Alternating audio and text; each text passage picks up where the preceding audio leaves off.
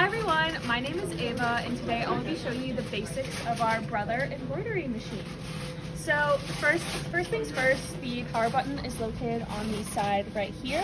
We also have a USB port where we can upload different designs. You can kind of slice your designs in different online systems like Hatch Embroidery and Inkscape, but this machine also has a lot of free designs already loaded on it. Today I will be embroidering a lizard. When you set up your design, you can size your design. It's based on your hoop size and it'll have a few different constraints. And then you can also edit the end, and by pressing this square button, we can see the current positioning of this design right now.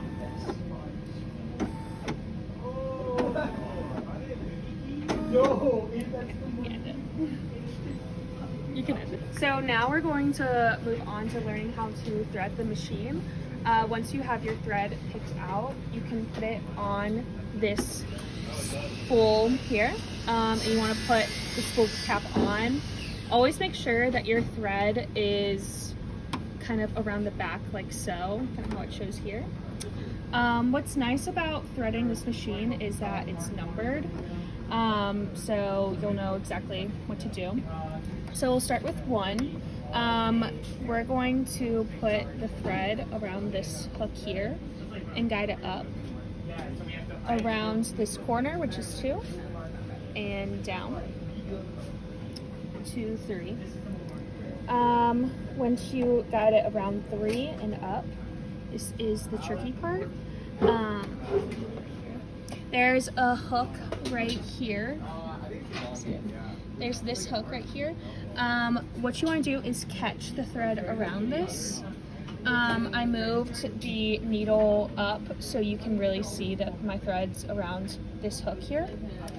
And then you're going to guide it down.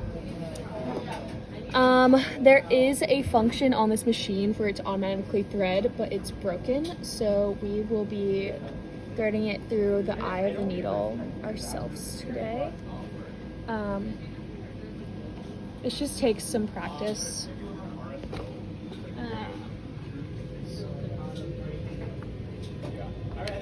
Okay.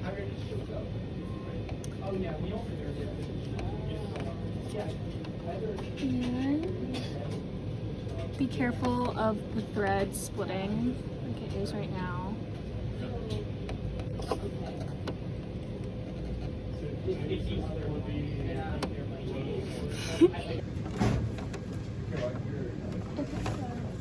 And then we're going to leave some slack back here and just the back. All right, so this is where we're going to insert our bobbin. The bobbin is basically bottom thread that is going to basically just like combine with the upper thread and then create like a bottom stitch on the wrong side. So winding a bobbin is kind of similar to starting with like threading the machine. It's numbered, so it's pretty easy to remember. This is what an empty bobbin looks like, and we are going to place it here, aligning this notch with this notch. That's crazy. Okay, now that that's on there, we are going to start with our thread, and starting with 1, we can go to 2. 2 is kind of a loose spot. It's just this little corner here. And then around 3, you want to wrap this counterclockwise, and then we go to our bobbin. What we want to do here is wrap this thread around about 5 times or so is good.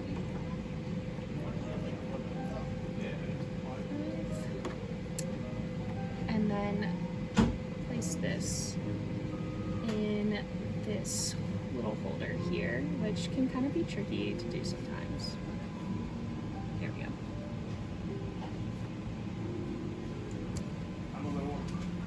Alright.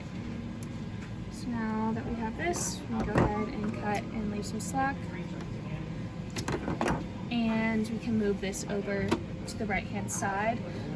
Once that's going, I find it helpful to kind of like hold this thread here just to kind of get it started. And then we'll be using this start button here. Once it's orange, it should be orange by the time you've slid it over to the right. And just be careful. It's really easy to get it wind down here, and you don't want that. So I'm gonna go ahead and start. And see it starting to go ahead and wind. Just try to be careful of the movement of the thread. So.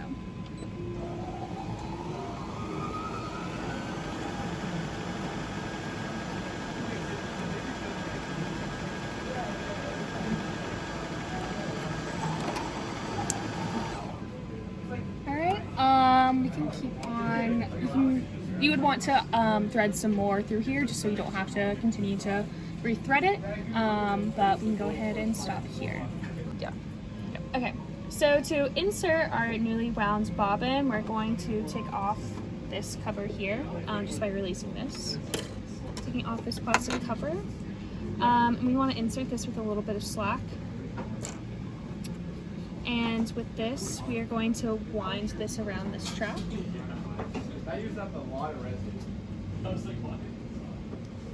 So that this bobbin thread can lay properly. And then you can just cut it right there and replace the plastic cover. Next, we are going to go ahead and insert, I already put my fabric on the embroidery hoop. You can tighten and loosen the hoop like size on the side here with this screw. You want to make sure that it's like snugly on here but not too tight, or else your embroidery hoop can come off while it's embroidering. Yeah, so we can go ahead and insert, there's these notches on the hoops, and we're going to align them here, and you can kind of pull this back. You want to make sure that your presser foot is up at this point in order to have enough room to insert this.